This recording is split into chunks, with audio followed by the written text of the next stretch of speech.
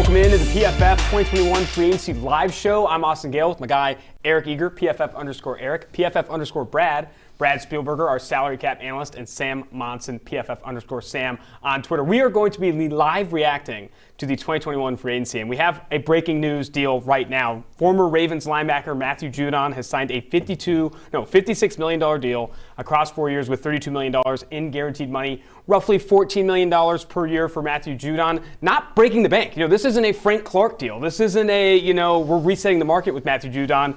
Kind of a, puts him fourth, fifth in among edge defenders in APY. Brad, what's your initial reaction to that? It's actually not even top 15. It comes in about $2.8 million less than the franchise tag he played on in 2020. And the $14 million APY is down in the Robert Quinn range. One of the poorest signings of last offseason. But yeah, not a big deal at all. Which, to be honest, is where he belongs, though. When you look at how good Matthew Judon actually is, 50% of his pressure comes unblocked. The Ravens scheme is exceptionally good at scheming guys up to be either one-on-one or completely unblocked because of all the blitzing they do.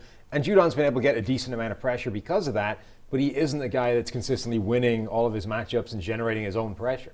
Yeah, but of the two guys that played edge for the Ravens last year, he is the better one. So Sure. At least the Patriots are good at picking the actual good player. But to your point, just when you look at the metrics and things, he gets off the football better than he actually generates pressure. We're not looking at a truly gifted pass rusher here. He might be playing the Kyle Van Noy role as more of sort of a tweener guy. That's maybe where they find his value, even though Josh Uche did that last season. He ranked outside the top 40 over the past 3 years on true pass sets, pass rush win rate. That's not a true one-on-one winning type of pass rusher, and I don't think he should have gotten more money than he did. I do think adding him as a depth piece. So can we talk more about what the Patriots are doing, though? Judon with a big money deal. Jonnu Smith, $50 million across 4 years. Winning also Godchow. Are they winning free agency? No, but why do you think the Patriots are spending so big, Eric? I think it's just because they have the cap space to do it, right? And they're probably trying to prepare. If Belichick struggled in the draft over the past decade or so, and if they're going to prime themselves for a quarterback, let's say, they're going to want to put cushy conditions in front of that quarterback so that he can succeed. I think that's what they're trying to do here, so that if they were to make a move, make a play into the top 5, or Trey Lance, Mac Jones, that there's a nice situation for them there. ESPN has the deal for Jonnu Smith, 4 years, $50 million, with $31.25 million guaranteed. More than Travis Kelce, more than George Kittle. Did you expect this, Sam, to see Jonnu Smith sign this monster contract? He's now the third highest paid tight end in the NFL. Yeah, it's a lot. And if you look at Jonnu Smith, it's vastly overpaid compared with what he's shown so far. But in theory, free agency contracts are supposed to be giving you the money for what you're about to do, projecting your pathway forwards. And I do think there's logic to say that Jonnu Smith will be a significantly better player for New England than he was for Tennessee, just in terms of upping his workload. He's been trapped in that run-first offense. They haven't thrown him the ball as much as the receivers in A.J. Brown and Corey Davis. He's been relatively low down the pecking order just in terms of workload. The Patriots didn't have a tight end last season who had more than 19 targets. He is going to get loaded up with the opportunities to make more plays than that. So I think he'll be significantly better. All of his metrics and grades in terms of rate stats, in terms of how he's played with the efficiency, with the opportunities he's been given, have been really good. So yeah, they paid a lot for it, but I don't think it's crazy to say that it will work out and he'll justify that money. How much do you think this moves the needle for Cam Newton and that Patriots offense? Because I think obviously everyone's saying he had no weapons last year. Now you add Jonnu Smith, maybe a free agent. There's still Will Fuller available, Kenny Galladay on the market, Corey Davis. You can go get another guy. Is this moving the needle at all for you for the Patriots offense? I still think they have room to make moves, too, like you said. This deal is big at tight end, third highest paid tight end in the NFL. I think that $31.3 million might be being misreported. If it's fully guaranteed, it's more than George Kittle, which doesn't make a lot of sense to me. I'm guessing that's total guaranteed, but anyways, whole different conversation. But no, they still definitely have room to move. And then, I think Judon, honestly, is a type of move for them where maybe they don't do it in a normal year, but they're kind of pushing their chips in because they have this advantage. Top 5 in cap space, obviously Bill trying to get back in the playoffs. That's a move where I think maybe they don't make that in a normal year, but because, it came in pretty low in the market, I think that was why not just go ahead and shore up that position. Patriots aren't done. 4-year deal for Jalen Mills, $24 million with $9 million guaranteed. They are spending. Bill Belichick wants a ring with Cam Newton. I don't get it. I still don't think adding Jalen Mills, Jonnu Smith, Godchow, this is not a situation where I feel like the Patriots are so close to being a deep postseason type of team. Yeah, the Jonnu Smith thing is interesting, right? Because we all complain about when you draft a tight end, right? You're basically drafting him for his next team. You look at Jonnu Smith's athleticism with like 4.6 speed, right? 38 vertical. Like he's got that sort of those gifts. And tight end, you're doing a lot of things. You're blocking, you're running routes, all that kind of stuff. It's a long position to learn. So, Belichick, this has happened before where tight ends, like, I remember like Visante Shanko was one where he had done nothing in New York, went to Minnesota, was a starter. There are tight ends, Delaney Walker, guys like that can emerge and be useful. The Jalen Mills one, though, like, Jalen Mills, has he played well at any point in time during his career? Is this one of those situations where Belichick runs a defense that, they do run a defense that enlarges the space for their good corner and shrinks the space for their bad corner? Is he just going to be covering really small parts of the field next year as a useful player for them? I mean, you look at PFF's rankings of the top 250 free agents available, he ranks 206. So we were not super high on this game. I know, Sam, you wrote the article. What do you think this move means for the Patriots? This is the first one of the moves they've made so far where you have to default to, well, Bill Belichick knows what he's doing, right? The rest of them, you can at least see the logic. Jonnu Smith has shown a lot in limited opportunities. I think he'll be good.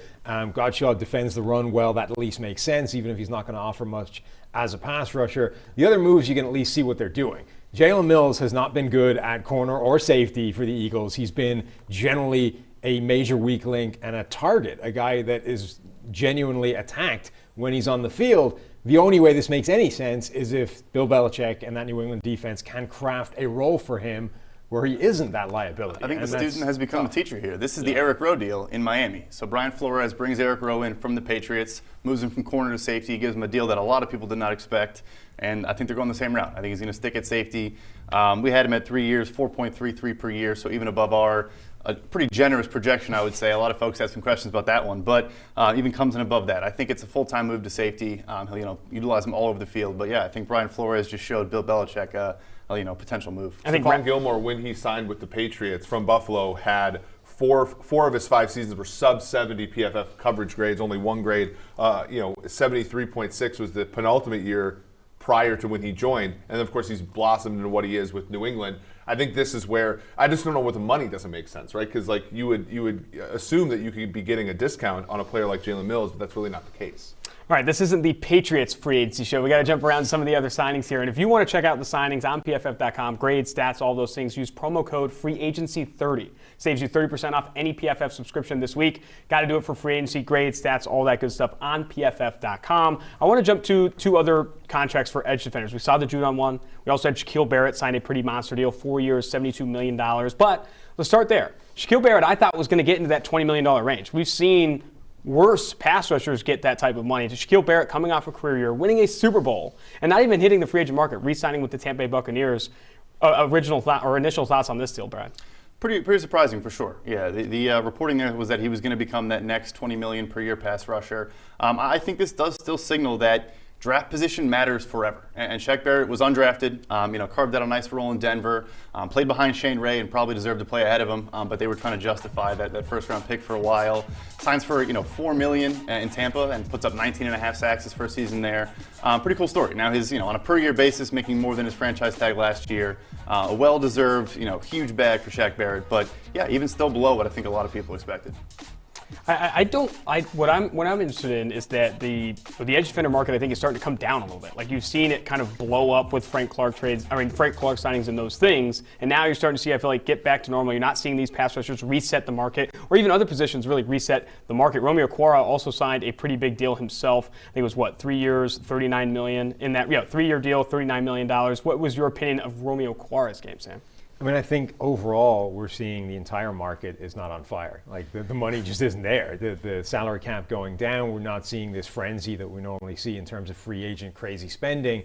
And Okwara was one of those guys who it was debatable whether the light had gone on for him towards the end of the season, like a lot like Hassan Reddick, or whether he just had a few really good games. And when you want to see things, you team that with being a pretty good athlete and a pretty good blank canvas for being a good player. You can talk yourself into spending big and thinking that that he's going to be an edge rushing version of Jonnu Smith, that his best years are ahead of him. But ultimately, his brother's in Detroit. I think it made a lot of sense for him to stay where he was and try and put things together next year. And for the Lions, they want to see as well if that was a fluke or if he's actually on his way to something better. Yeah, his ability to win as a pass rusher last year was better than his ability to get off the ball, sort of like the XY stuff that you look at. But the thing, the interesting thing with the edge market, is that we've learned how to get better at evaluating college edge players. And the thing about college edge players is when you draft them, Chase Young was taken 2nd overall last year. He's the 33rd highest paid edge player, APY. Right, that gap there is enormous. When Saquon Barkley was drafted 2nd overall, he was a top 5 paid running back. When Quentin Nelson was drafted top 10 overall, he was a top 10 paid left guard. Like, that gap there is, I think, giving people pause as far as, do I really have to pay up for a Frank Clark when I can get a similar talent for a third of the money, or a third of the money-ish? Like, that's a really, I think, difficult rub for some teams. Another signing I want to bring up, 1-year deal for San Francisco 49ers quarterback Jason Verrett. He's returning to San Francisco. Apparently reports were that he had a multi-year deal on the table, but wanted to bet on himself again, a guy who struggled with injuries really his entire career, bet on himself again on a 1-year, $5.5 million deal. Do you think, Sam, this means that Richard Sherman could be coming back? Or is Jason Verrett going to be the new number 1 in San Francisco? I think he'll probably be the new number 1 there. I get players always want to bet on themselves. I believe I'm worth X. I need to show that I'm worth that. And Jason Verrett is coming off a really good season. But a guy with his injury history, I think betting on himself to last through another season just feels like an ill-advised place to put your money. Last year, he played 803 snaps in total, by far the most of his career. But the last time he played anything even approaching a full season was 2015. Like 2016, 260 snaps. 2017, 63 snaps. 2018 didn't play at all. 2019 lasted 4 snaps before he went down. This is a guy that has basically not been able to be on the field at all, and then gets 1 season where he's able to hold up and put it all together. That's great, but I would be taking the money and running if that was the case, if that was me. Yeah, but when you look at, like, 1st-round pick, right, extremely athletic, a ton of, and plays a premium valuable position. At this time, a couple of years ago, the Jets were signing Jermaine Johnson, right? Like, and some team's going to sign William Jackson to a huge deal. And I think Verrett's a steal here. So from his perspective, I think going back to the Niners scheme fit is great. But for the Niners perspective, this is absolutely a steal here. I mean, they had to do it. Quan Williams was a free agent. They had all of their cornerbacks were free agents. To bring back at least Verrett, and maybe they do get after Richard Sherman. We'll see. Another signing breaking live here on the PFF Free Agency Show. Urban Meyer and the Jaguars, according to Mike Garafolo, are signing former Bears defensive tackle Roy Robertson Harris on a 3-year, $24.4 million deal, and with $14 million in guarantees. And you go back to PFF's rankings, free agent rankings. You have Roy Robertson Harris. Ranking outside the top 100 on PFF's ratings, getting $8 million per year. Sam, you start. Yeah, I mean, he's a player that hasn't shown a ton in terms of pass rushing, and that's obviously what we're going to covet the most when it comes to looking at free agents, guys that can push the pocket from inside, even if you're not a one-gap penetrating pass rusher. If you can just affect the passing game with power up the middle, he's never really achieved that to any great degree.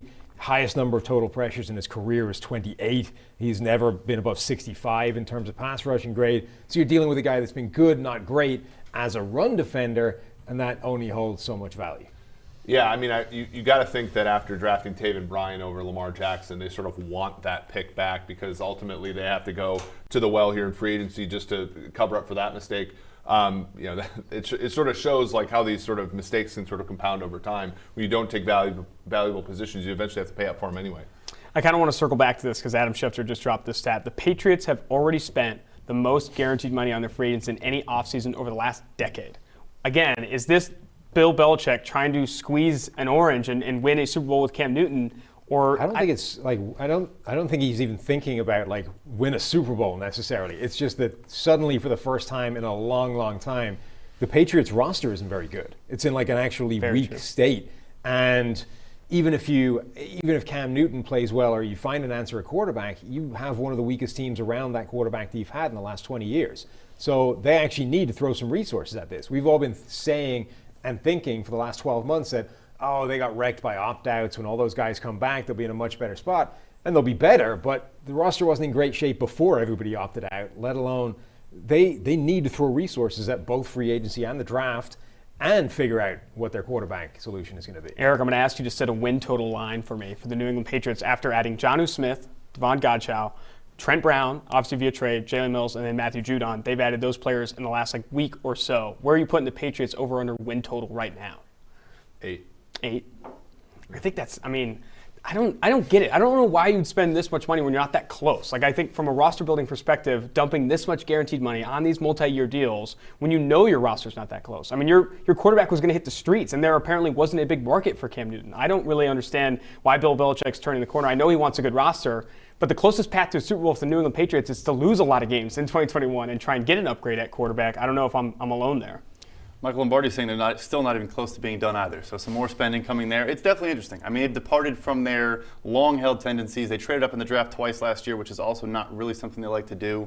I threw it out there. They did have a massive cap space advantage, so maybe that's just they're trying to take advantage of that. But I think you also have to wonder if Belichick doesn't really think he's long for the job and is trying to make a push, on the tail end of his career.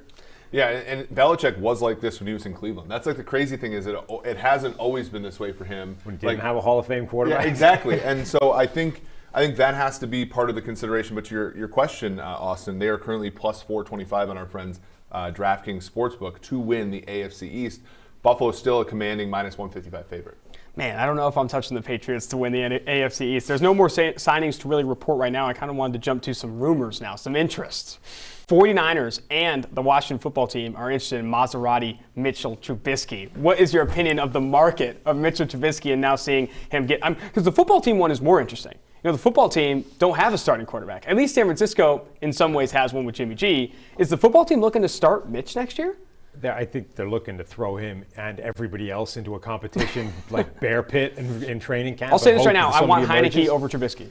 Can I say that? And I think they probably do as well. But they're working on the basis that, look, if we have three guys that don't have much of a shot, maybe we have a better chance. One of those guys emerges from this competition and hopefully outshines the others. Washington knows they have a good roster and no real shot at an excellent quarterback. So they're probably going to assign as many people that give you some vague hope of a starting quarterback as possible and hope that something happens. Here's a question.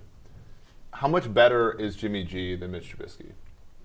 Significantly. I'm going to say significantly as well. Because my thing is, when you look at what has Trubisky's career been marred with, it's been playing for a guy in Matt Nagy who I think is above average in terms of making things good for a quarterback, so that which is an important point to make because I think that's become debatable the longer the Trubisky saga has gone on. Sure, like but Nagy has caught some of the blame for that. Yeah, sure, but they're still. I mean, they were above. They won twice as many games last year. I'm agreeing with you. I'm just saying that other people have soured on him. Exactly, because of that. But what offense is the prototype for that?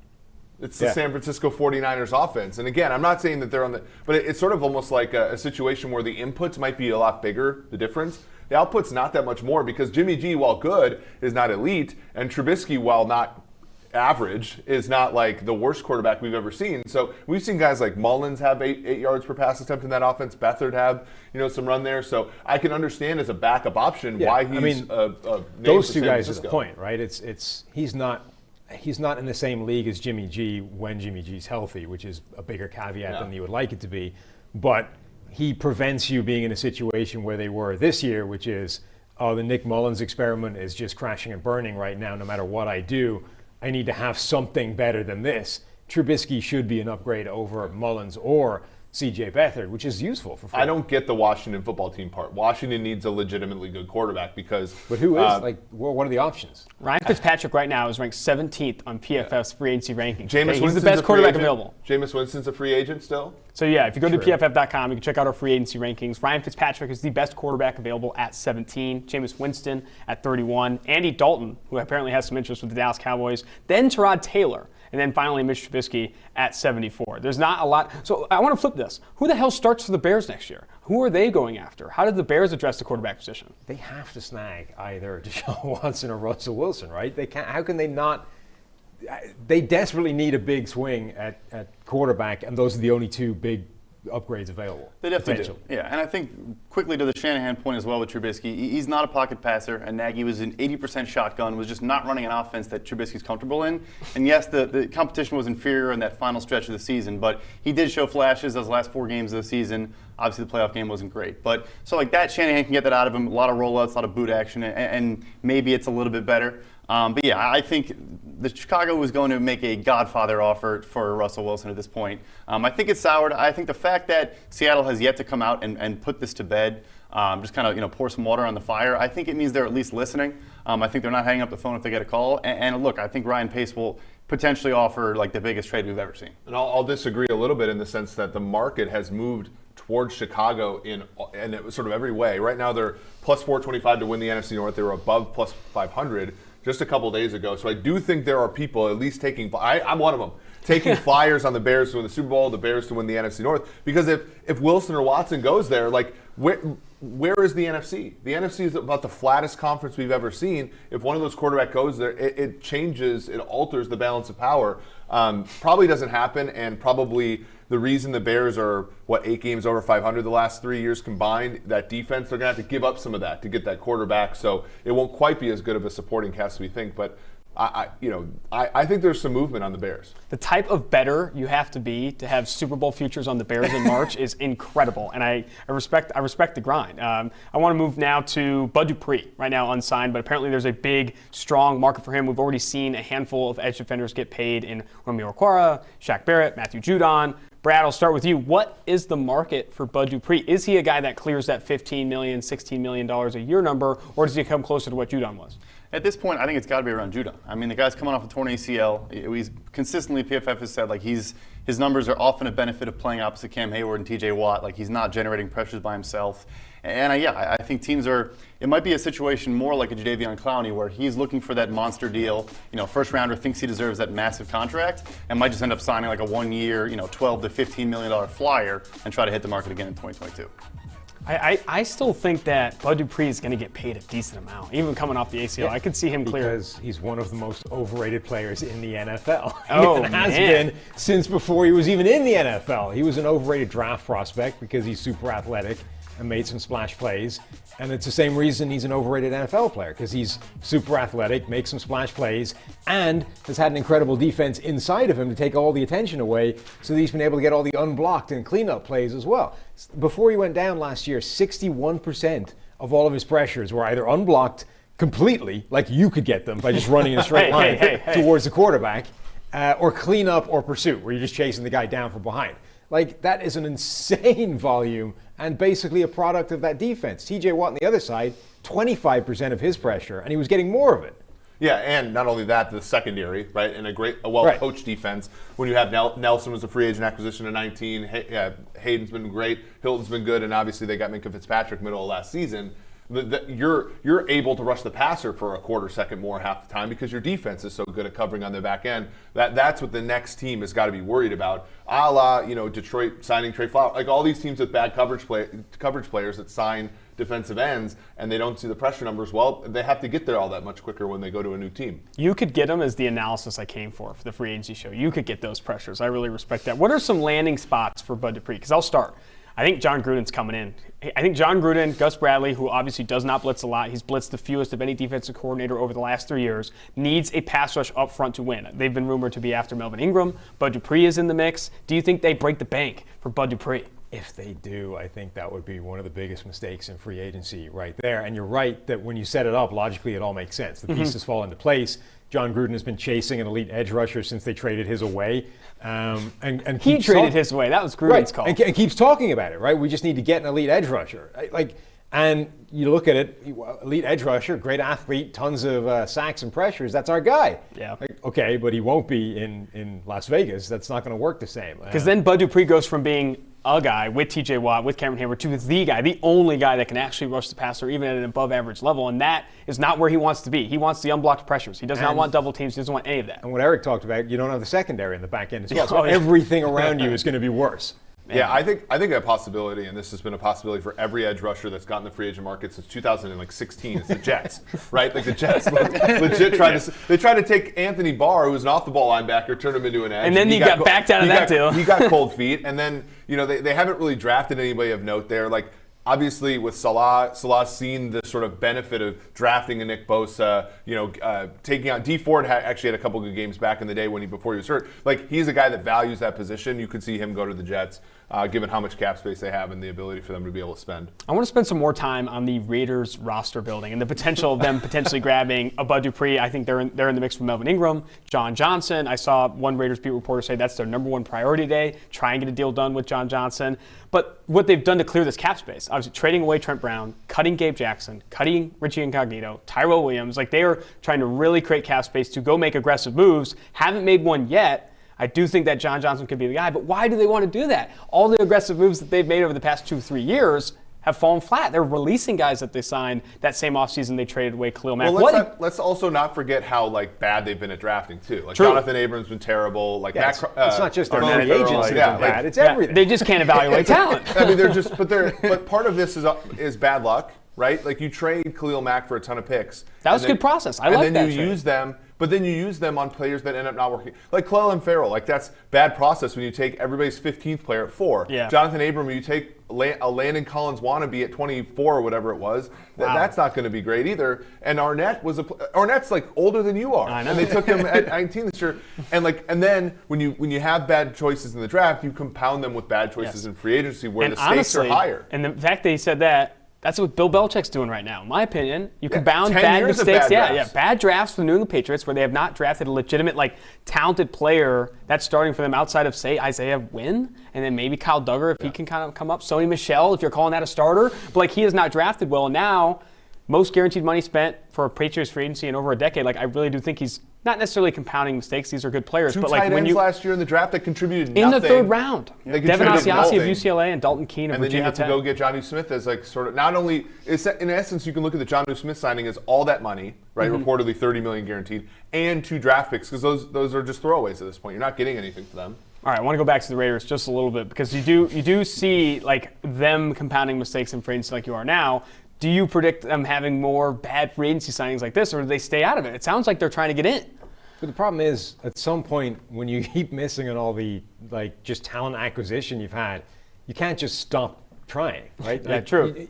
Okay, all of these moves didn't work out. We drafted badly. We allocated bad money to free agents. So let's just shut up shop. This is the roster we're having, and we're taking into 2021 and hope it works out.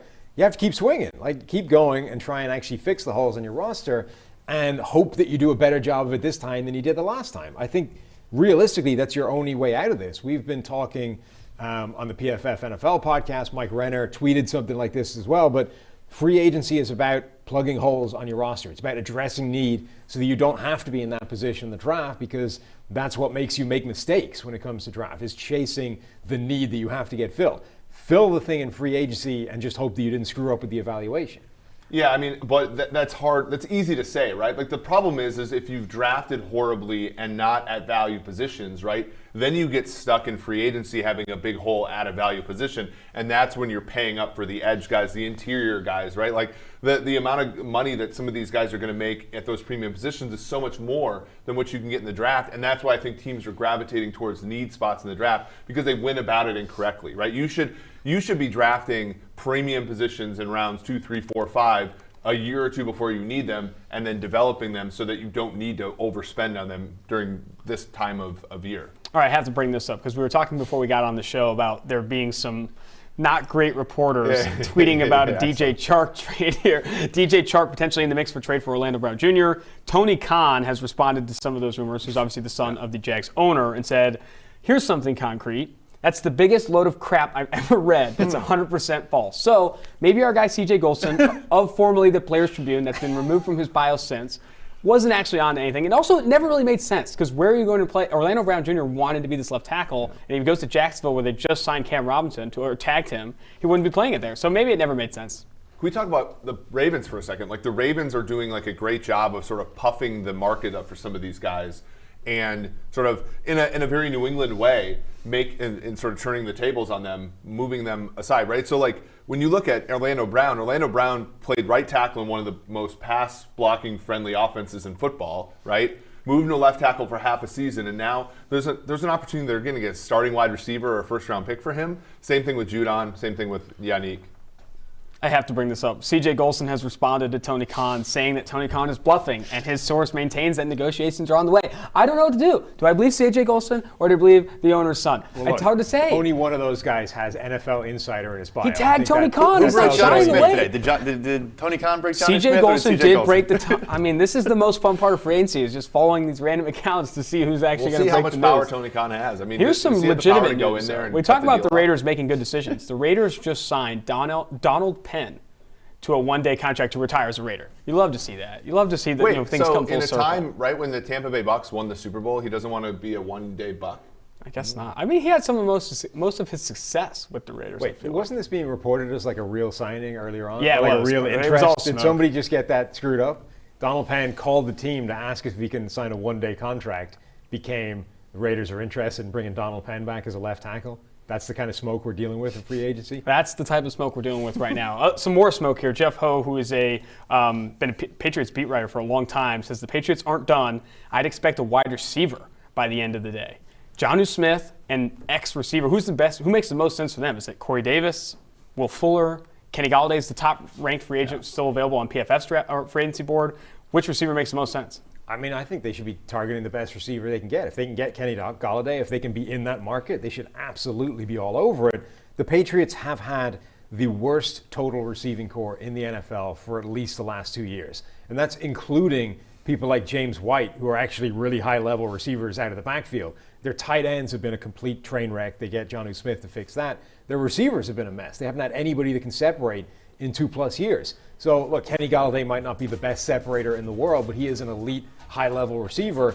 Give whoever the quarterback is, even if it isn't Cam Newton, somebody to throw to. We were talking about this on the PFF forecast last night, and we talked about Hunter Henry being the guy they should go after. But Newton's best year, people talk about Calvin Benjamin, but that wasn't really an efficient year for him. The year that he won the MVP was when Benjamin got hurt. Ted Ginn was his number one, and Greg Olsen was the tight end over the middle of the field. So they got the Greg Olsen type, right, the very athletic tight end.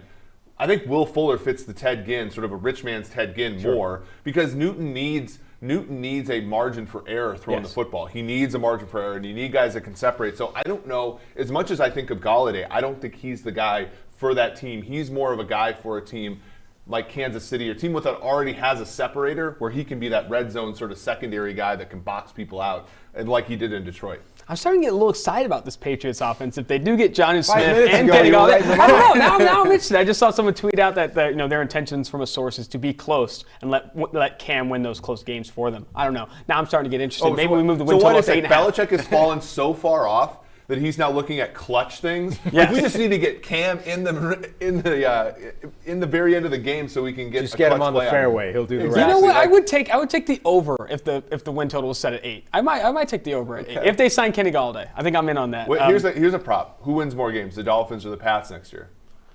Ooh, I would take the Pats. What would you take? Miami. I take Patriots too, and I think Will Let's Fuller's go. a better call. I'm changing of heart here, dude. I'm all in. I'm going to buy a Patriots jersey tonight. Watson's going to the Dolphins. Does Trent Brown jerseys coming to small?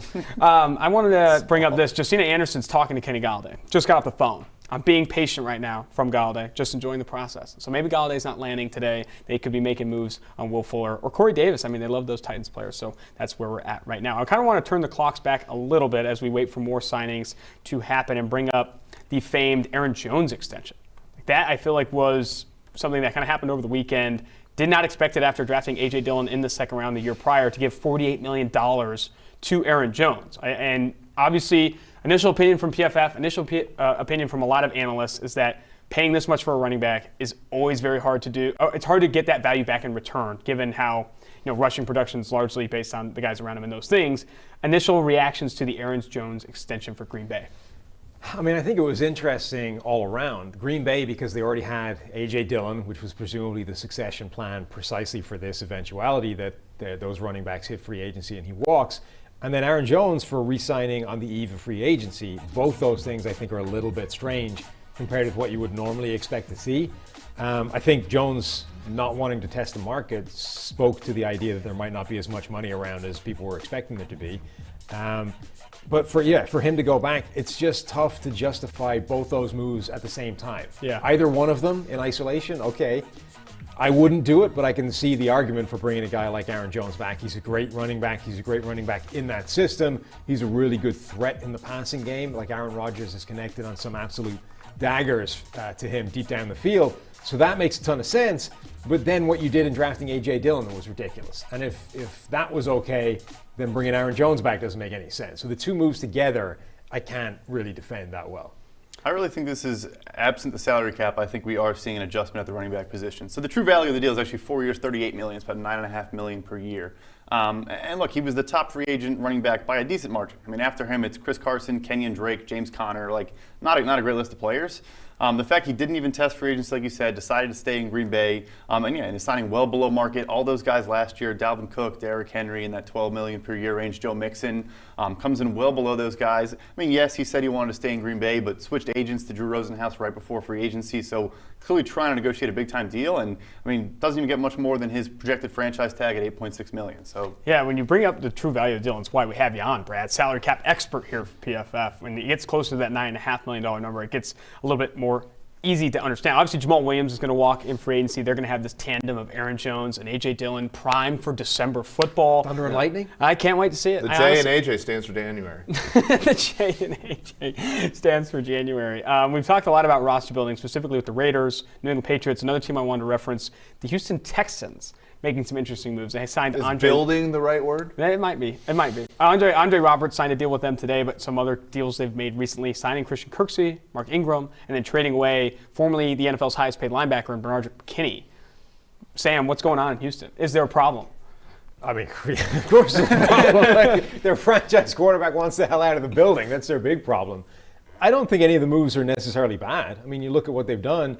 They're all fine, but they're neither any of them moving the needle. I mean, Andre Roberts is one of the best return men in the game, but okay, that's usually a move that happens a couple of weeks into free agency after everybody has stopped caring about addressing positions of need. Now, are Houston not able to address positions of need? If that's the issue, then we've got some real problems, or are they just like hamstrung by waiting for anything to happen with Deshaun Watson? I think right now, the biggest concern about the moves they've actually made is not any of the individual moves. It's that they haven't done anything that's actually of significance and is going to move this team in the right direction. You're telling me Mark Ingram's not going to move the needle for Deshaun Watson to stay? What's right now the betting favorite to land Deshaun Watson? Do you know off the top of your head? Not Do you have any off the top bets of my on it? head. Come on. I think it has to be one of the Denver Broncos, Chicago Bears, Miami Dolphins, It's not and New York Houston. Jets. It's not Houston. Not Houston anymore, no. Man, what do you ultimately think happens there?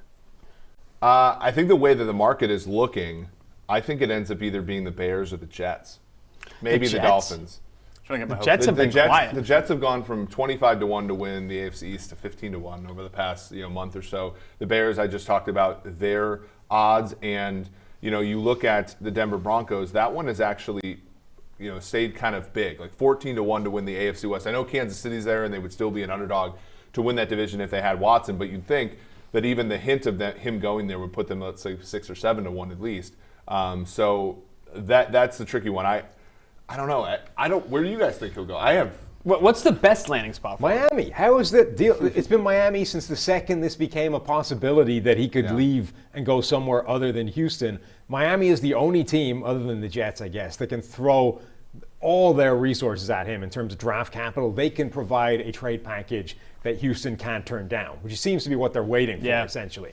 And they, as part of that package, they can give the Texans a quarterback back, Tua Tagovailoa, who, okay, look, he wasn't great as a rookie, but neither did we see anything that would make you immediately write off anything he can do in the future. Tua could still be a decent starting quarterback in the NFL, which is something most teams can't give Houston back. Like the closest they can come is saying, we can give you a draft pick that will give you a shot at a quarterback that might be able to do what this guy can do. So they can provide by far the best trade package. They're also a team that's clearly like just a quarterback away from being a legitimate Super Bowl contender. They didn't make the playoffs last season, but they were there until week 17. Like they were right there. They were a game away with Ryan Fitzpatrick they won and a rookie 10 Tua games, right? So they're right on the precipice of being like a contending team if they had an elite quarterback. No income tax in Florida. This makes sense for everybody. The weather in South Beach. I'll come back a little bit though. The New York Giants stink. Okay, the New York Jets. Is that even related to the topic? Or The New York Jets have not owned that town since they won Super Bowl III.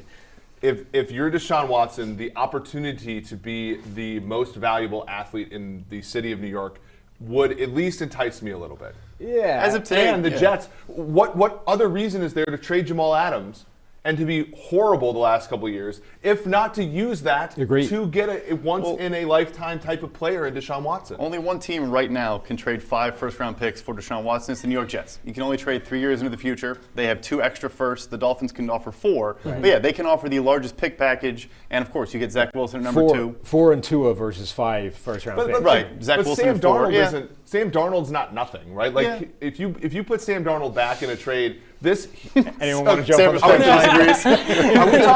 We're talking about Houston right now, who just signed Christian Kirksey. Anything's possible with the Houston Texans. Let me bring this back here. New York Giants sting. But I do feel like that not only could you get Tua Tagovailoa in the Miami Dolphins trade, but you also get the number 3 overall pick. So even if you're not that high on Tua, swing that bat again and grab either Zach Wilson or Justin Fields. PFF forecast mock draft. Man, worst mock ever? Worst mock ever. You hate to see that. All right, I skipped over something in my notes here that I wanted to touch on. It's the overall interest in John Johnson, former safety of the Los Angeles Rams. Apparently, big market, similar to Bud Dupree. The Lions, Eagles, Jags, Browns, Raiders, all interested. I'm sure Josina Anderson has heard he's on the phone. But I do think that John Johnson, I don't know what all the hype is. I do think that the safety market for free agency is bad. And if you look ahead to the draft. Bad? Or not bad. I meant to say free agency market's good. Draft is bad. Okay. 17, Trayvon Moehrig. Trayvon Moehrig of TCU is the 17th ranked player. After that, there's not a safety rank inside the top 40 on PFF's draft board. So if you're looking to add safety help, it's going to have to be in free agency. Is John Johnson the crown jewel of the class? I mean, I think it's a really good safety class in free agency, period. There's a bunch of these guys, I think any of whom would be significant upgrades for a team that does need safety help, and all of whom are pretty sure things versus the cornerback market where it's all chaos and nobody is a sure thing. John Johnson, I think, has got a really good resume. He's got basically every full season he's been healthy, he's got a PFF grade above 85. He's been a standout player, maybe not quite the best safety in the NFL or quite at that really elite level, but like the top of the next tier down. And the one bad season he's got, he had a shoulder injury and didn't play most of the season. I think he's a great signing for somebody. I mean, he's the biggest benefactor of the franchise tag deadline of any player in the NFL. We saw Marcus May, Justin Simmons, and Marcus Williams in New Orleans all get tagged, so that kind of bumps him up. He becomes the top guy available, and so I think he will get a nice deal just because anyone looking for a safety, he's now the top guy there. I want to apologize for making you guys come on the show because you're missing a live Tony Khan versus CJ Golson Twitter spat that is absolutely sensational. I keep looking for more news, but it's really just the entire feed's dominated by this. Here's a question for especially I think about the safety position as if you're a smart football team, there's no more bountiful value out there than at the safety spot, right? Yeah. Because there's a top end group. And then there's a Trey Boston. There's a group, but even the higher end guys don't even get paid that much. And if you play a defense with three, 4 safeties on the field all the time, and you're smart about it, you can get a ton of value. Whereas there's teams throwing money at Bernard McKinney and Zach Cunningham and Anthony Barr next year, and all these. And it's the safety position has seemingly a bunch of good players in free agency every single season. And the smart teams like the Rams end up using them. Yeah, and this year I think is a stronger than normal year. And because of that, if anything, they're going to artificially depress each other's value. The whole market is being pushed down. It's a great time to grab one of those guys immediately if you have a problem at that position. Yeah, I mean, Budda Baker's the highest paid safety in the NFL, still not even at $15 million per year. Also, a big thing I've been stressing as well is, and I know they all play different positions. Jamal Adams is, he calls himself a playmaker, whatever he wants to call himself these days. Same. But beating the market is huge. And so I think if you do sign a guy like that at around $15 million per year, sure, you'll top the market at that moment. But then Jamal Adams could come around, has the leverage from the 2 first-round picks. We've seen Laramie Tunsil get a massive deal because of that. He might sign for $18 million per year, and then everyone's market comes up as a result. So I think you can beat it now where it's still good value. I mean, this could be a sign, too, that maybe John Johnson wants to wait because there are, like you said, a lot of talented safeties on the market. Even Justin Simmons, Marcus May, and Marcus Williams all got the tag, could be working to bigger extensions. You have Anthony Harris, who's right now the 7th-ranked free agent in this class, and then John Johnson at 24. And even as you go down, DeMonte Casey, San Diego State's a pretty damn good player. Xavier Woods of Dallas Cowboys, Malik Hooker, Keanu Neal, like you said, a very good safety class. Yeah. When PFF took his chance on a slight person from San Diego State. We never regretted it. Yeah, exactly. All right, I want to kind of also go over some of the top-ranked free agents still available unsigned as of now as we're recording live on the PFF YouTube channel and Twitter. Make sure to go to PFF.com. We reference grades all the time, stats. Go to PFF.com. Use promo code FreeAgency30. Save 30% off any PFF subscription. You won't get better free agency content than PFF.com. We talked a lot about Kenny Galladay. He's the number one ranked free agent still unsigned. Patriots maybe getting involved, Raiders, I don't know, we'll see. And then the other name I want to bring up was Trent Williams. There's rumors now that the San Francisco 49ers and Kansas City Chiefs are interested and willing to pay him $20 million per year depending on the contract. Do you think there's any chance the Kansas City Chiefs actually find the dollars to go get Trent Williams? Well, they just did, didn't they? I mean, it's a stretch, but they converted all of Chris Jones's roster bonus to signing bonus. Same with Kelsey. Same with Mahomes. I mean, the money's there. It's just that this is a very concentrated bet for Kansas City, right? They're going to have to skimp almost everywhere else on the roster because of this, and as a result, I don't know. I mean, we were hearing $25 million. If it's $20 million, that's a fairly decent downgrade for the 49ers in Kansas City. I mean, not even just scrimp everywhere else in the roster, scrimp everywhere else in the offensive line, which is suddenly like almost a complete turnover job this season. Yeah. The Chiefs need to replace both tackles. Your center, presumably if Austin Ryder signs elsewhere, maybe one of your guards based off last year. That entire offensive line needs to be reworked. And if they don't do anything, we just saw what happened in the Super Bowl when you just leave it as it is, which is to say not great. It is really consistent with the way they've gone about the offensive line, though. Schwartz was a free agent signing. That was one big year. Obviously, Fisher's the number one overall pick. And they've kind of, if you look, they've never spent more than like a fifth-round pick on a guard. They've always let Mitch Morse go. They let Rodney Hudson go. Zach Fulton back in the day, Jeff Allen. They've never let anybody who's played well for them stay on the interior of the offensive line. The issue is again, they're going back to the same thing, which hurt them in the Super Bowl, which is when you make big bets on the offensive line and those guys get hurt, you're left with three poor guys in the middle and then a couple backups on the outside, which Mahomes can normally overcome, but he couldn't against Tampa. And it's also a lot easier to have that constant turnover inside if you've got the two outside positions nailed. If you've got to replace them at the same time, suddenly you're in the spot the Jets were last year, which is we need to throw like 8 bodies at this offensive line, hope that 4 or 5 of them work out, and that's a pretty low percentage bet to make. Old Takes Exposed is getting tagged in the Tony Khan, CJ Golson bout right now. I'm live. As we are reacting to news, I'm also live reacting to this bout. It's fantastic. I'm in love with it. This guy doesn't stop. CJ Golson's all in. If you want, go check it out on Twitter after you go to PFF.com. He's betting on himself as well, just like Jason Verrett. Dude, it's pretty incredible here. I'm interested to see how this pans out. So for those who weren't listening to the top of the show, CJ Golson, National Insider, according to his Twitter bio. Insider, but we'll see how it goes. Was saying there was a rumor trade that involved DJ Chark of the Jacksonville Jaguars, Orlando Brown Jr. of the Baltimore Ravens, and some picks. Maybe him moving on. But Tony Khan, son of the Jags owner, is saying no, thank you, and tagging Old Takes Exposed. Here's a landing spot that I like for Trent Williams. Maybe not the Kansas City Chiefs. Maybe not San Francisco 49ers, a team that has a ton of cap space and a very good left guard, but not a left tackle. Indianapolis Colts. Yeah. Any thoughts on Trent Williams going to the Indianapolis Colts? Love it. I've been saying that. I was saying that on the PFF NFL podcast last week. I just want to see them create the best double team in the NFL in the last 10 years. Those two guys going against one defensive lineman would just bury that guy 12 yards off the line of scrimmage.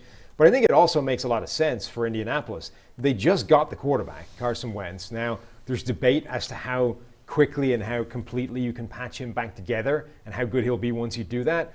But the best way of achieving that is to make sure that everything around him is really good. And your receiving core isn't great right now. You need to make some moves there. But you also need to make sure that you nail a left tackle. Anthony Costanzo's retired.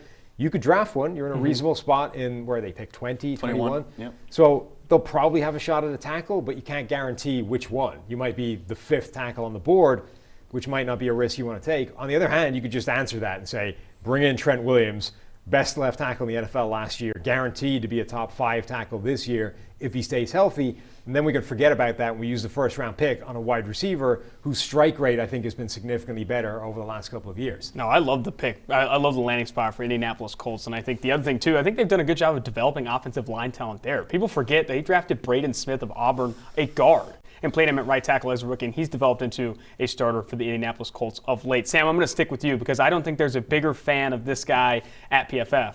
Anthony Harris, number 3rd ranked free agent available right now behind Galladay and Trent Williams. Give me an ideal landing spot for Anthony Harris, and does he reset the market? Should he be the highest paid safety in the NFL? I think just in terms of how that works, i.e. being the best player at your position coming up most recently, yes. In terms of is he the best safety in the NFL, therefore should he be the best paid? No, but Budda Baker isn't either, and he's the best paid guy right now. I think he makes sense going to any team that plays that kind of split safety, cover 2, cover 4, cover 6, where you don't have, a single high guy playing free safety and a strong safety in the box, but you play a lot more with 2 of those guys or a quarters coverage where you've got corners dropping deep as well. That was what the Minnesota Vikings did so well, and him and Harrison Smith were pretty much interchangeable in those roles. I think any of those teams that run that would be a great landing spot. I know Brad thinks Cleveland is a place where he would go to reunite with Kevin Stefanski. I think that makes a ton of sense. But there's a bunch of those teams out there. And again, all of those teams should be looking to a guy like him to upgrade. It was very, very telling last year that the Vikings wanted to trade him. And they couldn't get a trade partner for something like a second or third round pick. It's to what we just talked about where, the safety market, it's pretty flat. And there's a lot of players. Harris was a lot better in 2019 than he was in 2020, as was the Vikings defense. And so the question is when all secondary play is pretty valuable and variable year to year, do you bet on you bet on the highest paid guy? The answer is probably no. Yeah. In PFF.com's article, I know, Brad, you have these projections. You have a projection of 4 years, $56 million with $27.5 million in guaranteed money. That's a lot of money for Anthony Harris. That'll probably be too high. Yeah, I'll tell you right now, that'll probably be a little bit higher than we're actually going to get. It was a question of, are all these safeties going to kind of drive the market up, or is there a question of when you have this many guys available, does it kind of suppress the market because there's multiple options? Yeah, I don't think he's going to hit that number. I want to go back really quick to Trent Williams, and you mentioned Braden Smith. It gets tricky there, and this is kind of thinking a million steps ahead, but you go ahead and make Ryan Kelly the highest paid center in the NFL. You're going to have to make Quentin Nelson the highest paid, probably overall guard in the NFL. Braden Smith's going to get a very nice deal at right tackle. Can you then also make Trent Williams one of the highest paid left tackles in the NFL as well? So I think Los Angeles Chargers are interesting there as well. The Saints could do it. Mickey Loomis could get it done. So I think Indianapolis Colts could take a page out of that book. Moving down to our 4th ranked free agent still available, it's Hunter Henry, tight end of the Los Angeles Chargers, a guy that I feel like, if healthy, would probably be one of the more productive tight ends in the NFL. We've seen flashes from Hunter Henry at times, but the injuries have obviously been a concern, tearing an ACL in 2018. I think he's also had other injuries beyond that. What is your opinion of Hunter Henry's value, and do you think he comes off the board as one of the higher paid tight ends? We just saw Jonnu Smith get paid pretty decently. I think he should. I mean, the concern with Hunter Henry is that, you're right, he got those injuries, and I don't think he's ever been the player that he was before he got injured, before he started to get banged up in the NFL. His first 2 years were the best years we saw from him in terms of what he could do, was making spectacular catches, looked visibly more athletic than he looks right now. But he's been healthy for a while and been good, been a productive player. I think going back to the Chargers makes some sense, but the one I really like is going to Jacksonville. They're going to draft Trevor Lawrence. You need more than DJ Chark and Laviska Shenault. You need to start adding some weapons to Trevor Lawrence and give him a good situation to succeed right away. And adding a tight end like Hunter Henry, I think, would be a really good part of that.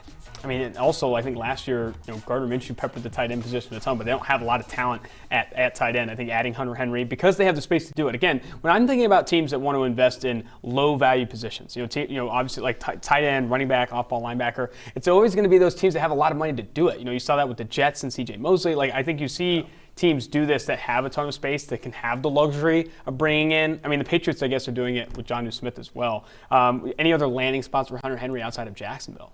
I think, honestly, the one that makes the most sense for him is to go back to the Chargers. I mean, when you look at, Justin Herbert, there's a significant chance that he has a regression in year 2 because you lose left tackle, you lose right guard and Trey Turner, you lose offensive coordinator, right? They just got rid of Casey Hayward. They have the money, right? And when you look at that, who's the second receiver for the Chargers? They had a bunch of guys have pop-up games last year, but they really don't have a consistent second wide receiver. Or, unless you believe in Donald Parham, XFL live on, but they don't really have anybody below Keenan Allen. Saying XFL live on in the same breath is just fantastic. Dropping it in there. All right, we're moving on to some bigger names here. We're off of Hunter Henry. We're on to Will Fuller. 5th ranked free agent, still available, still unsigned. Apparently the Packers are interested in every single free agent wide receiver. I love the Will Fuller fit to Green Bay. Give them some speed, opposite of Devontae Adams. Be a better Marquez Valdez-Scantling for them. Will Fuller to Green Bay is my favorite fit. I don't know if you have a better one, Sam. So I think you're right that's how people would see it, as a better Marquez Valdez-Scantling. But Scantling actually became the player that they've been trying to make him into the last year. Managed to avoid the catastrophic drops for most of the season. When you do that, you have this big, rangy, speedy receiver that can get downfield and cause teams some problems. So, like, I don't know if it's that massive an upgrade when you consider that Will Fuller has an injury history, has zone drop problems. Isn't he suspended as well? You also don't know if last year was real because he got dinged for PEDs. The 1 year that he was healthy and productive, like he got dinged. You need to hear Mike Renner's takes on PEDs. By the way, on 2-for-1 drafts, he's had some comments on PEDs. It's like, what are you talking about? He's like, I don't know, you kind of benefit. You get this contract year. It's like, no. Hey, ease up on the PEDs. Like David Irving, Sean Merriman, like all of them kind of did do that. I mean, there's maybe some logic to it. I like playing this game a little bit because Will Fuller is obviously a big fantasy football guy. Everyone fantasy football loves Will Fuller when healthy. What's the worst landing spot, realistic landing spot for Will Fuller where he doesn't get the target share, doesn't get the opportunity that people want him to have? You would be taking the under at this point, but it's probably the Patriots if we're being honest. True. Yeah, it's true. It makes sense there's a fit. I also think, not only the fantasy question, but Miami would be a good landing spot as well. You know, Devontae Parker's more of a possession guy, more of a contested catch guy. He brings some speed in with Fuller. They obviously have the money and the resources to do it. So no vices in Miami either. So he's not going to get dinged for PEDs there. If the Jets commit to Sam Darnold and then would bring in Will Fuller, I was going to say Jets because of Zach Wilson. I mean, Zach Wilson could heave the ball a little bit to him. No, I like that as a good landing spot. Yeah, if they bring in Zach Wilson. If Sam Darnold stays in New York and they add Will Fuller, I would shed a little bit of a tear if I was a Dynasty. That was me last year when Denzel Mims got drafted. That's right. That's right. I You're love a big Denzel Mims, but that's a terrible landing spot for him year one. All right, a few more unsigned guys, and then we'll take a quick break, bring in some new analysts, some new talent here at PFF. I want to talk Joe Thuney, who everyone in Queen City, PFF is based in Cincinnati, wants in a Bengals uniform bad. Is Joe Thuney to the Bengals what we need to see? Is that the best fit for him? Yeah, it makes sense, right? They have a desperate need on the offensive line across the board. Forget just guard. They need everything. Joe Thuney wants to get paid like a good guard. This is a natural fit for them, and he's from like an hour up the road.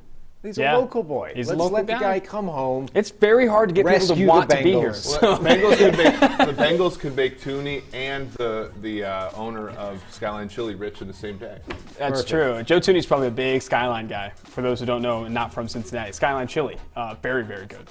Brad, I would love to hear what you think Joe Thuney gets on the open market, because I think he's in a position potentially with the interest that's been there for him to be one of the highest paid guards in the NFL. 100%. Yeah, I mean, Andrew Norwell was the highest paid left guard, actually agreed to a pay cut last week, so, you know, that's wide open. I think he'll get about $14.5 million per year. As Eric knows very well, the Vikings are a guard away, so I think they're also an option. And just really kind of get them over the hump just with that one final piece. And apparently there's some interest there. Yeah, I mean, he's going to get one of the top deals, you know, at the interior offensive line. Vikings are a guard away from just needing one guard. I'm a guard away. I want to bring up this. I like this fit a lot as well. Cornerback William Jackson III, right now the 7th ranked free agent available, unsigned. This is where he needs to go. And they've already spent a ton. New England. I think New England with Bill Belichick, with that man-heavy scheme, I think he could turn William Jackson into what he should be. And I feel like William Jackson in New England, if they can make it happen, I know they just signed Jalen Mills for a Brinks truck, but I do think William Jackson to New England would be a move. They trade Gilmore at that point? And maybe they trade Gilmore, and they got J.C. Jackson there with William Jackson, the Jackson Bros. Jackson. Well, they always like to have. They like to have one corner who can take up more than a third of the field, and then they sort of shrink the rest of the field for the J.C. Jacksons of the world. He has the potential to do that much the same way that Gilmore, who had kind of one good season in Buffalo before coming here. Jackson had the one great season, I believe, 2017, and then after that he's had a difficult time replicating. That's actually a really interesting comparison, the Stephon Gilmore thing, because Gilmore, I think his reputation was dramatically ahead of where he actually was when he left Buffalo. Everybody already thought he was this lockdown corner, and he hadn't been. Like, he'd had some tough assignments, but he hadn't done great with those tough assignments. It's just that he'd shown the traits to project that, hey, in this system with Bill Belichick, you could be something special. But he finally realized that in New England. William Jackson ending up there would be really interesting to see if he could replicate that. I'd love to see him go to the Cardinals, replace Patrick Peterson. They desperately need cornerback help. They need a guy that can do everything like William Jackson can. I think he's by far the best corner on the market when you look at the totality of what he brings to the table. I think that's a great. Tell me Drake or Patrick's not going to get it done over there in Arizona? I am, yes. Okay. All right, one more cornerback, one more unsigned free agent before we take a quick break here, and it's Richard Sherman I think that's another name where I think he's been tied to Las Vegas on the Chris Collinsworth podcast alone. He had some conversations. Yeah, John Gruden had some conversations with Richard Sherman. I think I've heard Arizona for Richard Sherman as well. I think there's going to be a lot of people that want to bring him in on maybe a 1-2 year deal. Where's Sherman's best landing spot? Well, we can't go any further east than Las Vegas because then we get into different time zones. True. And he's never left the West Coast. So true. You're right. Stanford guy. You got to stay west. Vegas makes a lot of sense. Just for the, I want to see what happens when he signs in Vegas, and the tampering people look into that. Yeah, that's I'm just true. curious. No, it's very interesting. I'm interested. I'm going to stick with the West, but it's going to be the AFC West. It's going to be Kansas City. That team is a zone team. They're in the contention for a championship. I think he wants to win one, obviously. Oh, man. And that he's kind of in this stage of his career like a much better version of like the guys that Chiefs like, which are like Rashad Breeland, Travarius Ward, those kind of guys. Like, I mean, you have to be really impressed with what the Chiefs have done at the cornerback position to like give still. them what they. Yeah. I mean, Travarius Ward, L'Jarius second Sneed. in the NFL I mean, they have last done. year to the Bucks in WAR generated per dollar spent at the position. I mean, they've done a really good job of developing in that position, not spending high capital, but still finding like valuable starters. They have been great, but still top half of the league in a lot of ways. We're going to break here, bring in some new talent as we go. We're going to be doing this for another 2 hours, or as the signings kind of roll in, we're going to be doing this all day. Make sure you go to PFF.com in between. While we're on the break, go to PFF.com, check out our Edge or Elite subscription. Free Agency 30 saves you 30% off any PFF subscription. We'll get back to the signings in about 2 or 3 minutes.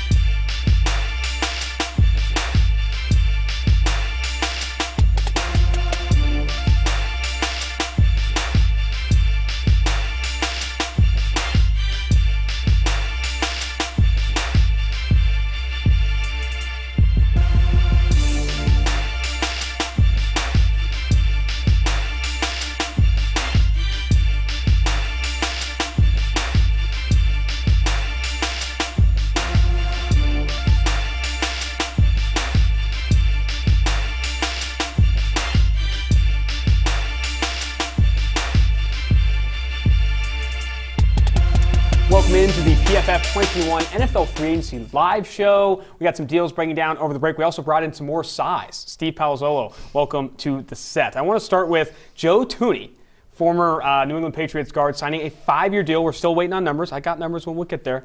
Joe Thuney signing a 5-year deal with the Kansas City Chiefs. Before we see the numbers, I need an initial reaction out of the big guy, Steve. Yeah, I mean, he's the best guard on the board. Brandon Scherff was our #1 free agent coming in, and he gets franchised by the football team. And Joe Thuney has just gotten better every single year with the Patriots. He's one of the best pass-protecting guards in the league. He's a good zone blocker. I think he fits.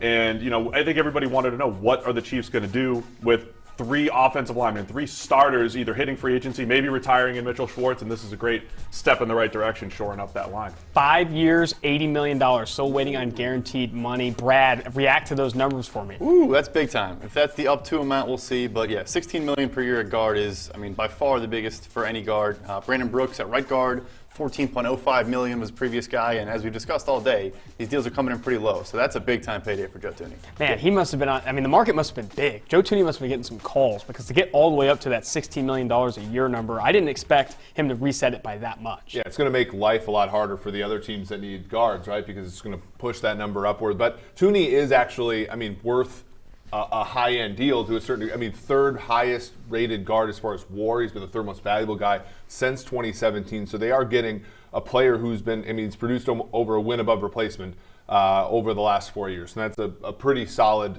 amount for an interior offensive lineman. Joe Thuney was the 13th ranked free agent before everyone was signed. He was the 6th ranked after those left who were unsigned. And then after that, you have Kevin Zeitler, who obviously signed with the Baltimore Ravens. And then all the way at 88 is Gabe Jackson, who was recently released by the Raiders. This was a get Joe Thuney or bust type of situation. And I know the Cincinnati Bengals wanted to get after adding along the offensive line. Do you think they now pursue a Gabe Jackson, Richie Incognito, Kyle Long coming out of retirement? What do the Bengals do now at guard? It has to be a volume play, because the way you mentioned, it was a high-end class, and then there have been guys like Gabe Jackson and Richie Incognito, who you mentioned, who are starting caliber players, even though Gabe Jackson's gotten a little bit worse over these last couple of years.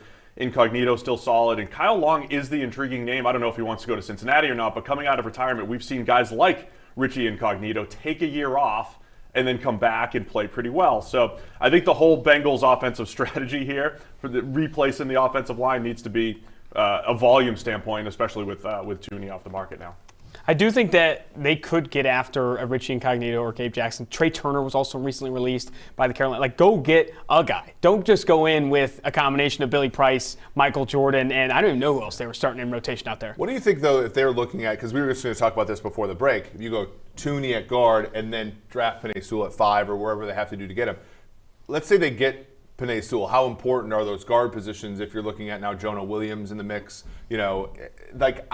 I don't see it as big of a deal to shore up the inside if you think you can get Sewell, but it's no guarantee at 5 that they'll get him. Yeah, I think they do ultimately end up with Sewell if he's on the board. I know some people have had conversations about Cincinnati Bengals taking either Penei Sewell or Jamar Chase. I think they're probably locking themselves in to Penei Sewell, and they can also still pursue offensive tackles on the market, go get some of those guys. I want to bring up another signing now that happened on the break. Former first-round pick, linebacker Jarrad Davis of the Detroit Lions, now signing with the New York Jets. Robert Saleh and the New York Jets on a 1-year deal worth up to $7 million. Do you think Robert Saleh can actually get the best out of Jarrad Davis?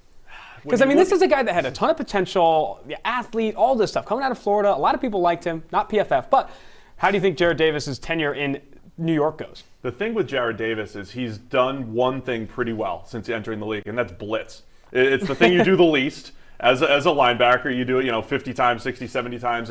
And Saleh's defense doesn't like to blitz a ton. They want a linebacker that's going to play in space, that has to have middle of the field range. It's not really Davis's game. He's shown flashes against the run. He just kind of runs up, kind of wild in the run game. But I think that's his thing. So I think if they use him properly, it's up to $7 million, Austin. So that could be $1 million, right, Brad? Right, Are agents just using there's been a lot special of vocab here today? There's been a lot of that today. I guess we'll also see C.J. Mosley back in New York. Obviously signed 2 years ago at this point, but second highest paid off-ball linebacker in the NFL, and has yet to play a snap for the Jets. But if he gets back in the mix, then Davis does kind of play well opposite him. He's more of a coverage guy, and like you said, not a rushing the passer type guy like Davis.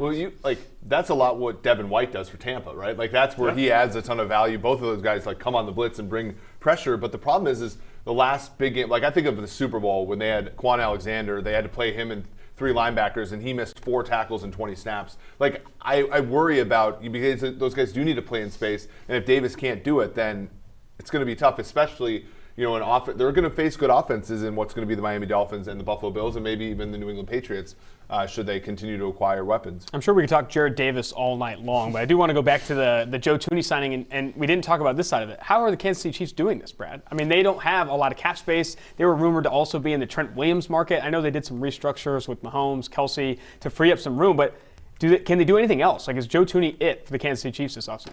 Probably going to be the only big signing they make. So they've been structuring a lot of contracts. You mentioned Mahomes, Chris Jones as well, also Tyreek Hill, where they have huge roster bonuses in each year of the deal. And it's kind of set up where they know they're going to go ahead and restructure that money. So they can go ahead and reach out to Tyreek Hill as well and restructure his money as well. I'd be surprised if they make another big signing. This will be the big deal, and then they'll just have a bunch of small pieces. I also, really quick, think it's interesting for Corey Linsley potentially. Different interior offensive line spot, but again, not a strong market at center. Might be the only top, big name guy there. Maybe his market gets boosted as a result of this Thuney deal. I'm wondering how much the Chiefs strategically, they're coming off having their strength at tackle, right? Having Mitchell Schwartz being a great right tackle, unbelievable playoff run 2 years ago, a solid left tackle in Eric Fisher. Do they think Mahomes needs that interior secure versus the outside? No, I think what they see is that you look at the draft in the first round where they're picking at 31, they see a plethora of tackles, and they see one, the guy from USC, that's the one, and he's not going to make it to 31 in all intents and purposes. So to me, I think that they can get an elite guard. Elite guards cost less than elite tackles, as we're figuring out. Williams is in that 20 range, Thuney's in that 16 range, and then they can go get one of the tackles that sort of lands to them after the crop in the first round has gone away. Like, to me, that's, I think, what they're going to do here. Plus, they had, Lucas Niang from the 3rd round last year to play right tackle for them. I think it's probably they were priced out of Williams, and this was sort of option number 2. Some news we're getting from social media. One, it looks like the New York Jets are shopping C.J. Mosley, maybe getting out of that contract. And 2, someone's asking for me to get a box to stand on because I can't. I'm only 5'9" or whatever it is. Listen, we're proportional. Exactly. This is like a 1980s someone has to bring basketball. it. I can play a mean point guard for this team, that's for sure. Some other names I wanted to discuss that apparently will be coming off the board soon are 2 edge defenders, and we've seen a handful of edge defenders come off the board already. It's Trey Hendrickson, formerly of the New Orleans Saints, and also the guy Carl Lawson, who posts more IG pics of himself shirtless than I'd like to admit. But he needs to. He posts more than I do, that's for sure. But Carl Lawson, I think, is this crown jewel of the free agent edge defender class. A lot of people think he's been misused in Cincinnati. Feel like if you give him a full season, he could be this top-tier pass rusher. Do you think Carl Lawson draws big money on a multi-year deal, or do you see him signing maybe a 1-year contract? No, I think he'll be coveted. I think maybe at PFF we covet him more, and we covet a guy like Trey Hendrickson a little bit less. I think one of the best things we do here at PFF is we grade every player on every single play, and we grade what their contribution is. And one of the easiest things that we found is don't judge players by sack totals, and nobody sums that up quite like Carl Lawson. He has been the best pass rusher of all these edge defenders in the free agent class. He's right up there with Shaq Barrett as a pass rusher over the last few years, but sack totals of only 5 or only 6.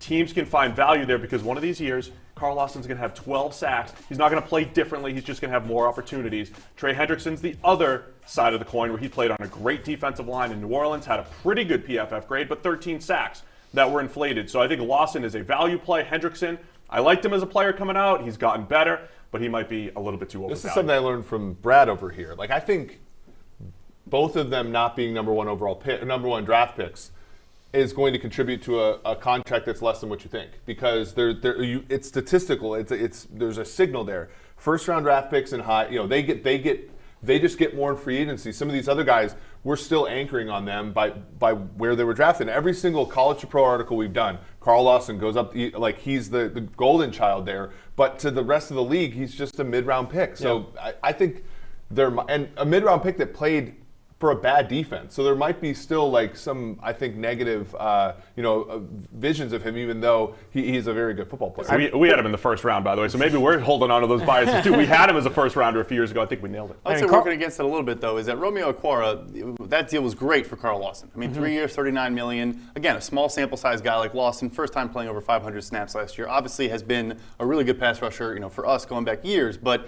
that small sample doesn't scare teams away at edge rusher. If you can get after the quarterback, you can get a deal. PFF has been great in college football since 2014, and Carl Lawson still has one of the best single-season pass rush win rates at Auburn, and he's done that even since the NFL. He's been a very talented pass rusher on a limited sample size. And if you look at PFF's free agency rankings, which you can get at pff.com, Carl Lawson was the number 2 edge defender available behind Shaquil Barrett, and then Jadeveon Clowney, Yannick Ngakoue, Melvin Ingram, Bud Dupree. It's a pretty talented edge group. Then you find your way at 66 with Trey Hendrickson. Do you think Trey Hendrickson is not going to sign a Carl Lawson-like deal? That's not where we're at with Trey Hendrickson right now. I see him more in that lower tier range.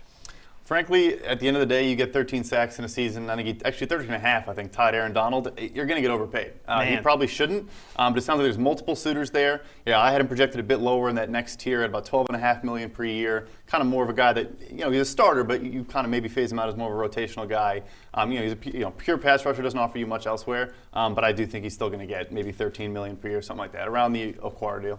No news right now. We're going to continue to move down PFF's best remaining available here in free agency, and it's going to be quarterback Ryan Fitzpatrick, the 8th best free agent available right now, and should be a interest. Breaking news. Whoa, here we are. Former Rams safety John Johnson is signing with the Browns, the Cleveland Browns. Still waiting on numbers to come out for a contract. But John Johnson, a guy we talked about a ton at the top of the hour, who had a lot of suitors, a lot of people interested in his services. He goes he goes to the Cleveland Browns. Steve, initial thoughts? Yeah, I love it. I mean, it's great for the Browns defense. It fills a massive need. We just talked about Anthony Harris maybe being that guy. John Johnson is right there with him. It was really tough. When we put together the free agent board, there were 5 safeties in our top 22 initially. John Johnson was one of them. So the Browns getting one of those top guys was fantastic. Grant Delpit's coming back off of injury. He's a guy that has some free safety skills, but just those 2 guys being able to play too high, working off each other, I think is great. And I think the Browns have a little bit more work to do, maybe at corner depth, but this is a huge step in the right direction for the Browns on the back 7. They have difficulty at linebacker, but they acquired Ronnie Harrison in a trade last year. Now they can play sort of more 3 safeties because they have the depth there with Delpit, coming back to your point.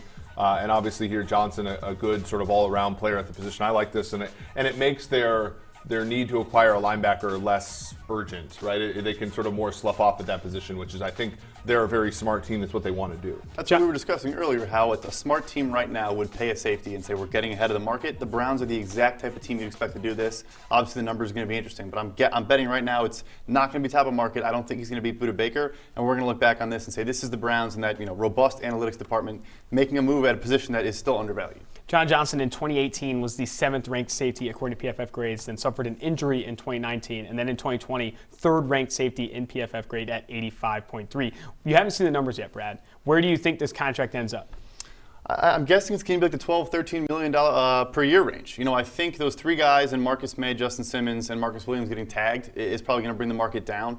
And I think because we've seen even positions kind of considered more premium positions that teams like to spend on, not get the biggest deals, I don't think it's going to break the bank. I'm coming right back to you, Brad. Some new numbers on Joe Thuney's contract. First 2 years fully guaranteed at $32.5 million. Year 3 injury only, but converts to full guarantee in year 2. So $48 million practically guaranteed. Does that surprise you at all? Yeah, I mean, this is a monster deal. No, it really is. I mean, this is a monster. He's a great player, but as Eric discussed, the Chiefs previously had no issue kind of letting their interior offensive linemen go.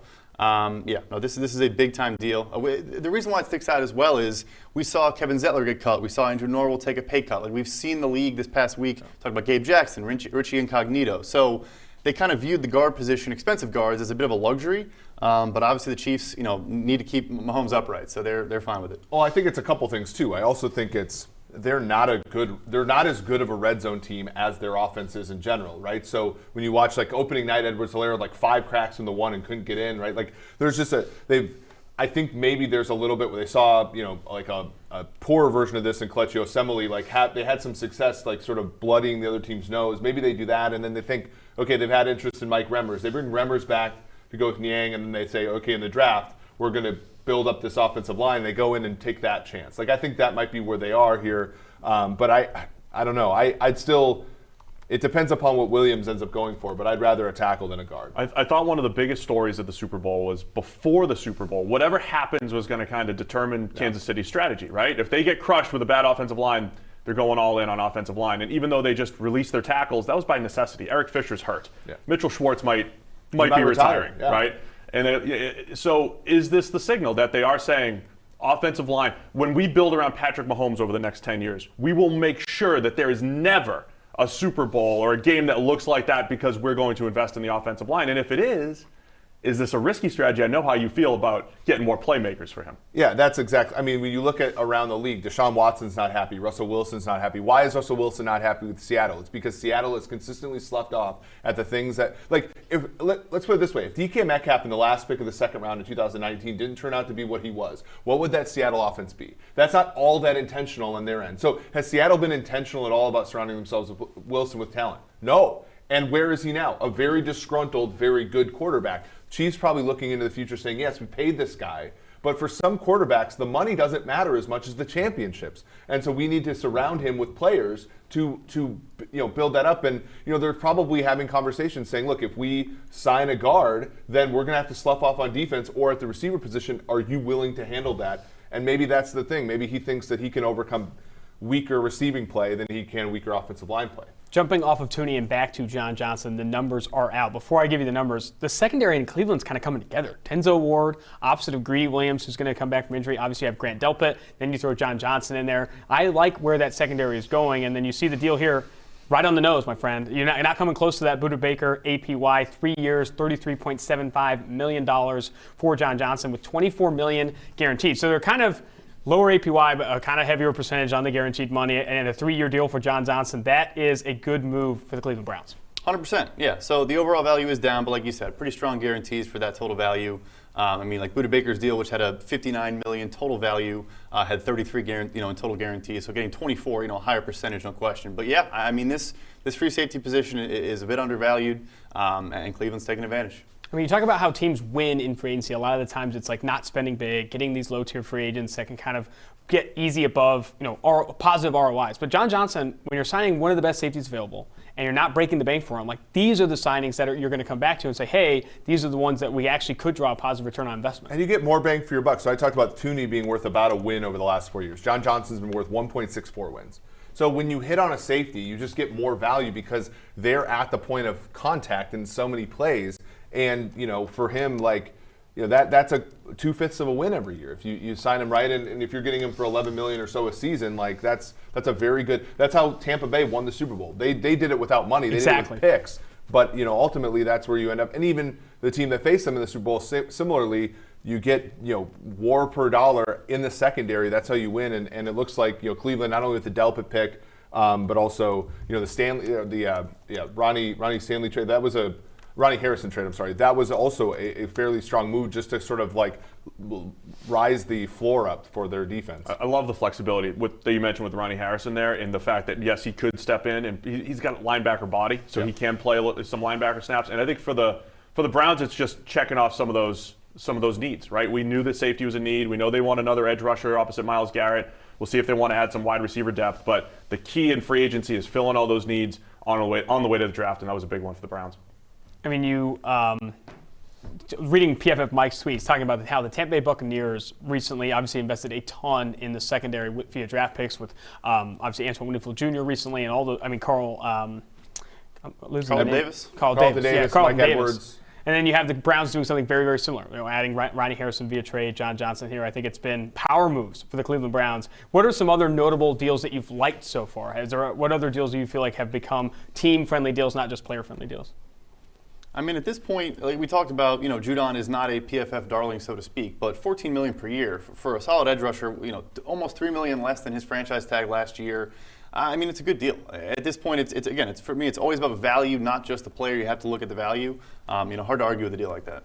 All right, I'm going to move down the list here, move down further on who is the best available free agents. If you want to check out this list, you can go to pff.com, and while you're there, Free Agency 30% off any PFF subscription right now, only this week. If you want the grades, stats, WAR per dollar metrics that we kind of kick around here, go to pff.com and subscribe for 30% off using Free Agency 30. Number 10, and this is a recently released player that could be mulling over retirement is Mitchell Schwartz, offensive tackle, formerly of the Kansas City Chiefs. Do you think there's any value there? Do you think teams kind of chase Mitchell Schwartz even though he could potentially be retiring and the back injury and stuff? Yeah, I mean, there seems to be a trend here. We've talked about the Chiefs needing 3 starting offensive linemen. There are a lot of teams around the league that are in that boat. Yeah. I mean, the Jets invested a ton in the offensive line last year, and they still have those holes. The Chargers' current offensive line right now, not looking good. Their one good spot is right tackle, though. So, look, there'll be a spot for Mitchell Schwartz. If he comes back and he says, I want to play, I'm healthy, I want to go. Again, just to remind people how good he was on the Super Bowl run. He gave up 1 pressure in 3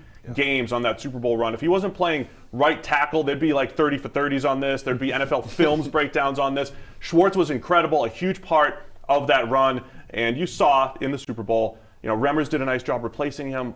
But in the Super Bowl, they missed him a lot. Yeah, it was like when Bryant McKinney went his whole career at Miami without giving up a sack, and they just couldn't talk about that. And then, but yeah, I mean, the problem is like back injuries for offensive linemen are I think probably the worst ones, right? So if you could assume that he's 80% of the player he was just even in 2019, he's absolutely a steal for what you're going to get him for. The problem is there's such a fat tail of the thing that he might just never play again, right? So you're going to be paying tens of millions of dollars possibly for a player who gives you 0 snaps. I think that's really because I think the Chiefs would have probably preferred to hang on to him, let Fisher go, had there been sort of a possibility that he's ready for training camp, which they said both of those 2 tackles would be. Got no market for them, and then they had to release them, which was clearly a lie. Then they were going to be available. So. I definitely don't think the back injuries can be understated. Both injuries. Eric Fisher also battling, obviously, a torn ACL late in the season. Moving down our list here of the top available, Desmond King. He's a PFF darling. That guy graded really well at Iowa, graded really well for the Los Angeles Chargers, and even showed up big time in a handful of games for the Tennessee Titans this past year. One of the better slot cornerbacks in the NFL, and easily the best slot cornerback available in free agency. Do you think a team jumps at Desmond King? The question about King now is we've seen him not necessarily improve since early in his career, and he played in that Seattle cover 3 for the Chargers. That was their system, so he played kind of like that zone, slot, overhang role. And then I thought we were going to learn a lot when he went to the Titans, playing in a different system, and he didn't have a great grade last year. So I think there were some questions about King, but thinking about the scheme that he played in and the other teams that have those needs. So Robert Saleh, same system, he's with the Jets. The 49ers have a need in the slot in that same system. I think if he goes to the defensive system that he's used to, which is what the Chargers played, maybe the Raiders, right? If he goes to one of those teams, I think you feel much more confident about his projection going forward. Yeah, the zone man sort of like, the fact that the Titans traded for him and then just absolutely didn't use him in a way that he was good for, I think was a black mark for them. But for him, he also brings punt return ability, right? Like there's a ton of things that he can do. Played some safety with the Chargers as well, so there's some value there. The thing that guys like King do for your secondary is they raise the floor, right? The more guys that you can have that can do multiple things okay or better, like the probability that your defense just bottoms out is so much worse, so much lower. I think it's going to be a value, honestly, because you're not going to see a team. I mean, Jamal Agnew did sign a deal up to $21 million, so I don't know what Desmond King's going to get, but we'll see. I think he's going to be a value, though. I ultimately don't think you have to break the bank to bring him in and increase the floor. They don't get paid a lot, right? Yeah, Justin Coleman got paid a decent amount, and he flopped out, but then but Nickel Roby-Coleman's the same thing every single year. Mm-hmm. Like these nickel guys don't. Michael Hilton's also on the market. Yep, they don't get paid a lot. So last year was dead at slot corner. Mm-hmm. Couple more receivers here, and then we'll break. I want to talk Juju Smith-Schuster and his availability. I think the number 1 team right now, according to most betting markets, is the Raiders, and then maybe the Jets to sign Juju Smith-Schuster. Where do you think is a good landing spot for Juju, who has admittedly not been the same guy since Antonio Brown left? He has not been as productive or as efficient as soon as that big alpha receiver left, and obviously now him drawing a lot of the bigger coverage players. I think that's the struggle, right? I'm looking, Brad, you did our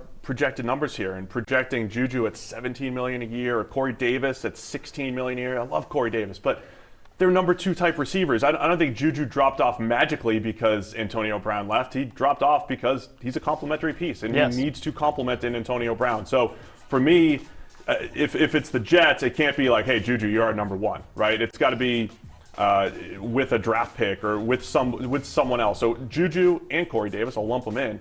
They're the next 2 receivers on our board at that point, and they both are complementary pieces that I think you need to have either a really good speed guy or a Julio Jones all-around guy that are going to maximize their value. Or you also need a quarterback. Like the True. elephant in the room for the Steelers is that Big Ben's been terrible for like 2.5 years.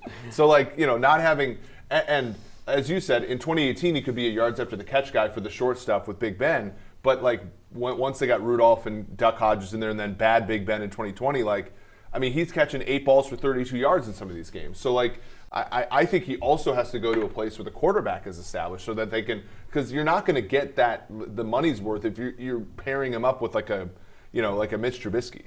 You look at, he's ran over 1,000 routes with Antonio Brown on the field and without Antonio Brown on the field. Yards per target on the field with Brown, 9.6. Yards per run, 1.94. And that's dropped to 7.8 and 1.52 without Antonio Brown. Significantly less efficient, but I think some of that also is on quarterback play. Like, I mean, Ben Roethlisberger has not been the same quarterback since Antonio Brown, Le'Veon Bell, the Killer Bees did leave. Another receiver, and you mentioned him, Corey Davis. Corey Davis right now, according to Brad's projections, could get in that $16 million a year range. I'm not paying that for Corey Davis. I know he's the future Hall of Famer, Steve. I know you have that pre-draft nugget on him, but I think Corey Davis, again, is he even a number 2? Like, you're talking about a complementary piece to a receiving core that already has a good receiver, then I start to get interested. But if I have to pay him big money, I'm probably going to steer clear. Yeah, I mean, that's the tricky part. I mean, I think he's a 2. I mean, he's a guy that lines up outside. He can run the intermediate route tree. He's pretty good at the catch point. He's different than what I anticipated he'd be coming out of college. The Hall of Fame thing was a bit of a joke, but I thought he'd be more of a high-volume, Michael Thomas-type possession receiver. He's more of a 80, 100 target guy that just is a complementary piece when you have A.J. Brown on the other side, right? Just like Juju when he has Antonio Brown.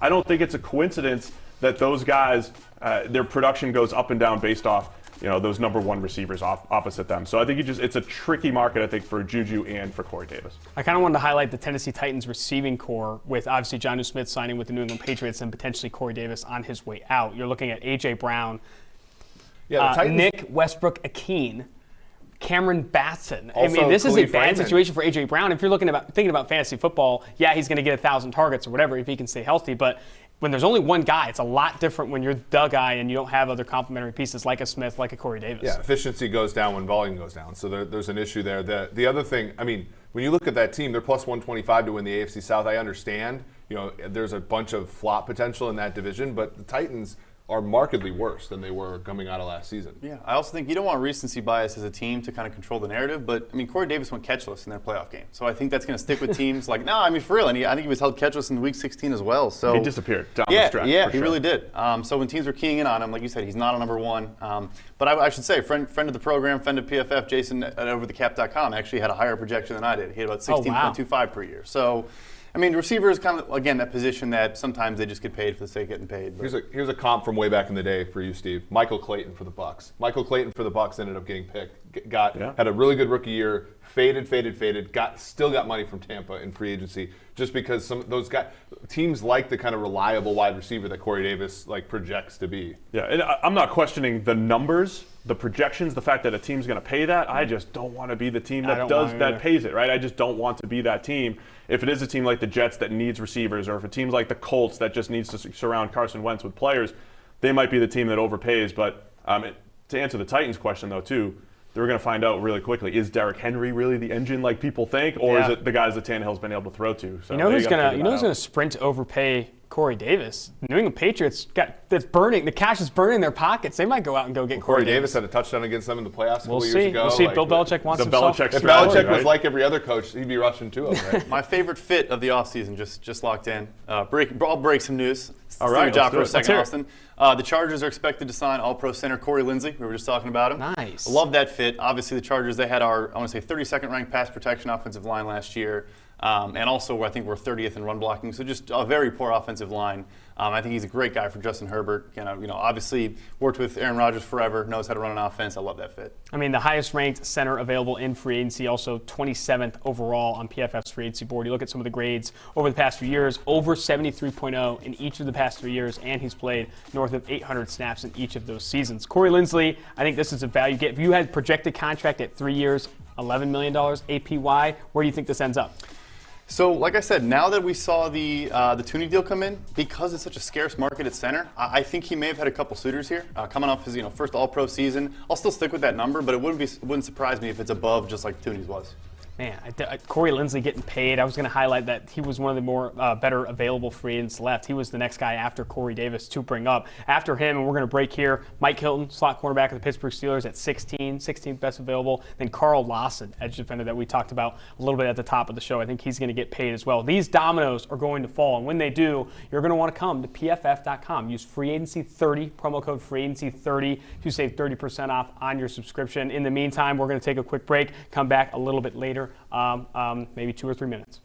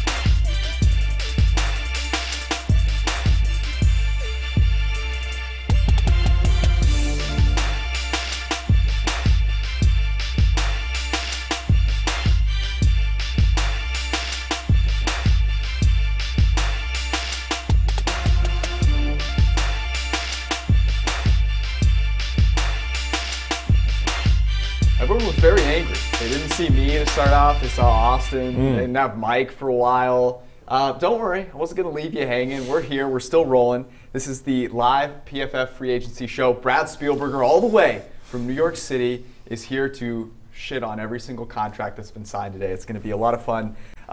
If you're out there wondering how can I get more of the great analysis, you can. And you can get it for 30% off if you go to PFF.com. Use the promo code FREEAGENCY30. It's very simple. And I promise you, anything and everything you need to know about any one of these signings will be on that website in minutes at your fingertips. Good, bad, ugly, the whole deal. Go make it happen. Okay, kind of a lukewarm afternoon, I would say, unless you're a Chiefs fan, in which case you're hanging a banner for next year's Super Bowl already. Eric is over there. We're going to start with your favorite signing so far. Bradley. It's got to be, I'm blanking already. It's got to be John Johnson to Cleveland Browns. I mean, we've been talking about it all day, but that free safety position is still just so undervalued. He's not even top 5 highest paid safety at that number, about 11 per year. Just a great addition. Yeah, so he comes in about $33.75 million for a guy last year. Brandon Staley was on the podcast with Chris and Richard and was talking about John Johnson like he was a future Hall of Famer. Wore the green dot for him last year, said it was massively important to that defense. So now he goes to Cleveland, who's had a retuning of the way they think about football. What does this mean for them and their scheme? I think he fits really well for that scheme. And the Browns' defense generally, but back seven in particular, was an absolute train wreck last season. I think because of that, we think that it's a million miles away from being good. But I think it could come together really quite quickly, and guys like John Johnson would be a big part of that. He fits from an X's and O's standpoint, what they do in terms of the coverages they run, but also you team him with a Denzel Ward. Ronnie Harrison, when he was the starter last year, was playing well. They should get Grant Delpit back, their second-round pick from a year ago. We don't know what he'll bring, but potential for plus play there as well. That then leaves them to just try and sort of shore up number 2, number 3 cornerback, and you could really turn this thing around pretty quickly. Well, they got Greedy Williams there, too. The second-round pick who didn't play last year with a shoulder injury. I like it from a sort of team-building perspective. We keep saying safety's undervalued position. Getting a quality one, and there, to me, there was no other quality option at safety position on the market quite like John Johnson. Every single full season of his career, coverage grade over 80, and that's including his rookie season out there in L.A. The guy's a difference maker, and I think they got, for only $10 or so, $11 million a year, that's a ridiculous deal. Well, it's interesting. You think about how you view the draft versus free agency, and free agency is all about finding value. It's not about signing the biggest guy or the hottest guy in the market. It's finding value. That's something they've done here. I want to ask you, Mike, if you're the Browns, you're going into this draft. Does this change anything about the way you're looking at it, and who are you targeting for the Browns? Yeah, I think a lot of people had them targeting Trayvon Moehrig, the TCU safety. Now that looks like a guy who probably wouldn't even be able to see the field with 3 safeties in there already, so that's probably a guy who's going to be off their list of top priorities. People are going to be plugging them into linebacker, but I do think the way they're sort of building this team there in Cleveland, they're going to target the value positions, probably edge, probably cornerback, maybe even wide receiver offensively, because I think that is the sharp way Andrew Berry is running this team now. They're not going to invest a high pick in a linebacker in a lesser value position that we would say. Andrew Berry deserved more credit and more talk for GM of the year. That guy's doing great things. All right, your favorite signing thus far, Samuel? I think the one we just talked about is a really good contender as well, but I actually love the Patriots signing Jonnu Smith. And I know it's big money, it's more than the money he's sort of justified from his play so far. But I think when you project forward what he should do in an expanded role with a greater level of responsibility and expectation in New England, I think Jonnu Smith will play up to that kind of contract. I think he's a phenomenal athlete, incredible with the ball in his hands after the catch, averaged like 8.1 yards after the catch per reception. Like, he's a playmaker, and the Patriots didn't have anybody they could throw the ball to at tight end position last year. Like 19 targets, the most anybody on that roster had. Jonnu Smith is going to get a ton of passes thrown his way and make some plays because of it. I mean, look, Cam Newton, I know he's getting backup money, but he needs a good tight end there. So many years with Greg Olsen. Right, he needs somebody. Jonnu Smith, though, okay, I tweeted out 2 minutes before the signing. I said, give Cam Jonnu and Will Fuller, let him cook. And then Jonnu goes. No Will Fuller yet. We'll talk about that in a second. But 4 years, $50 million, Brad. I mean, put this in context for us. This is more than Gronk was making for them.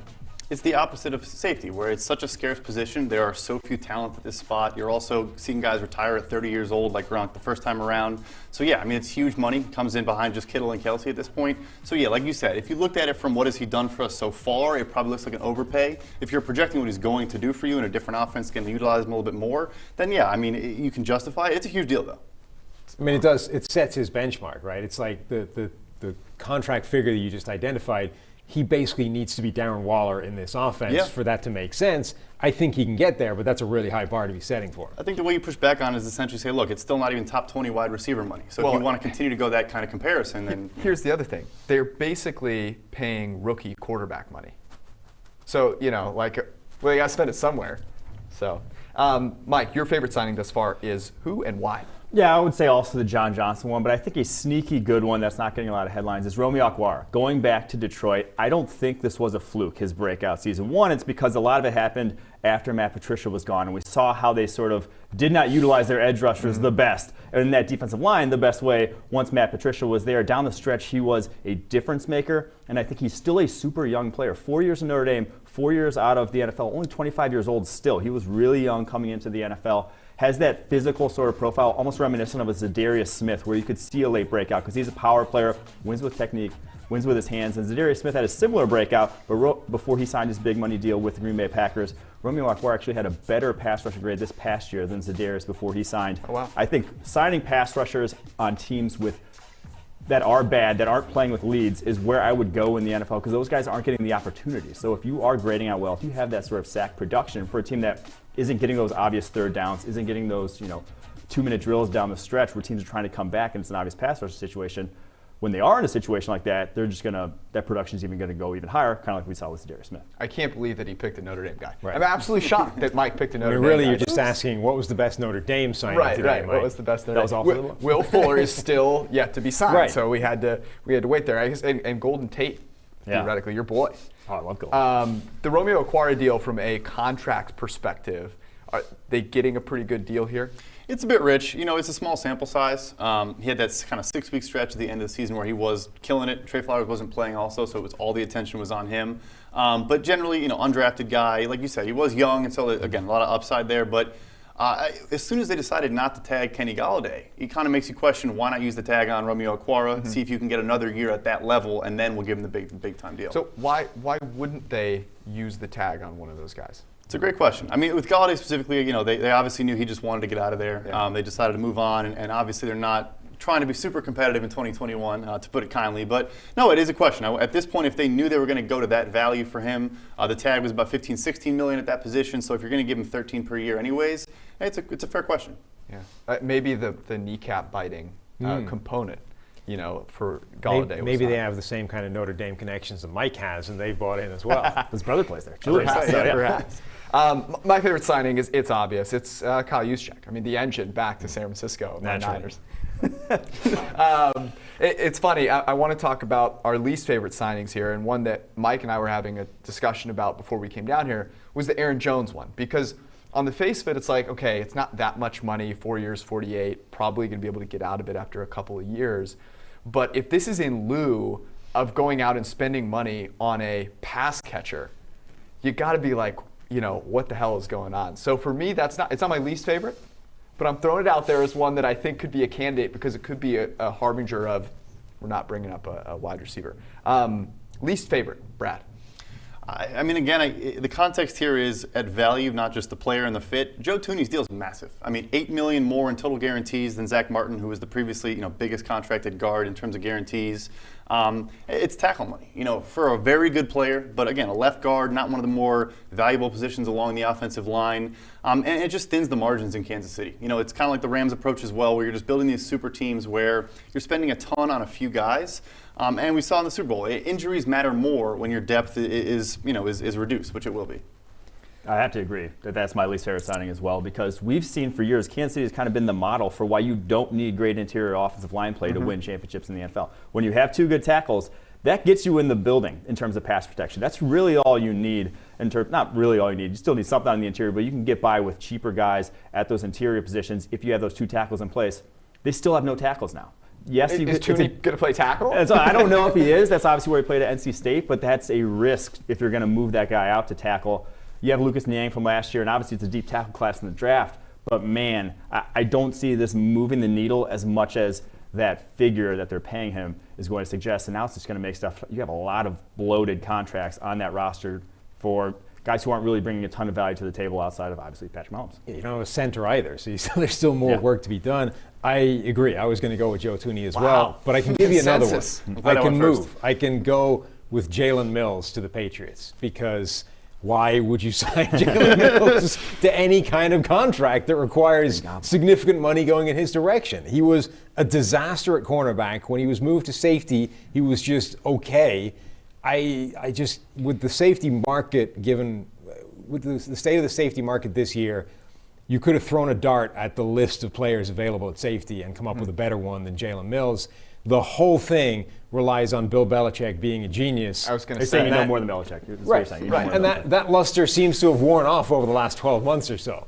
Okay, let me ask you this. Could there be a difference in the way, and this is what Belichick is so great at, he says, look, I don't need you to do all the jobs well. Yes. I need you to do one job well. And he looks at Jalen Mills and he goes, I saw one play, it was practice film that we somehow got, don't ask any questions, and I just love the way he matched up on this tight end, and I know I'm going to fit. Could it be something like that? Is there something in his scheme that is so dynamic and so multiple where Jalen Mills could possibly make that contract worthwhile? Yeah, look, I think you can. Belichick is very good at hiding deficiencies of players on defense. And another way of looking at that is saying putting these guys in a great position to succeed, even if they have a flaw in their overall ability. And he's been doing that for years. And it looks a little bit like what they did with Eric Rowe, what they did with Patrick Chung. But they're already kind of trying to do that with Kyle Duggar from last year. It's just, if it is that plan, it's a shrinking and ever smaller niche within that, or niche for you Americanisms. Oh, I use niche. Oh, you do? Yeah. Oh, okay. Do people say niche? I believe Americans say niche. Really? I'm a niche guy. Yeah. You're a niche guy. Personally, yeah. So anyway, it's one of those. Such a good start. It's one of those that's getting ever smaller. So I just don't see where the money it makes sense. Niche. You're a niche guy too? Yeah. And Notre Dame education, you're saying niche? It's a Midwest thing. Oh my goodness. I honestly have to agree with you guys, and I'm not just saying this because Eric's right there, but last year the Chiefs made a move that was, we're so good we can do whatever the hell we want. They drafted a running back, and their lack of depth across their team hurt them.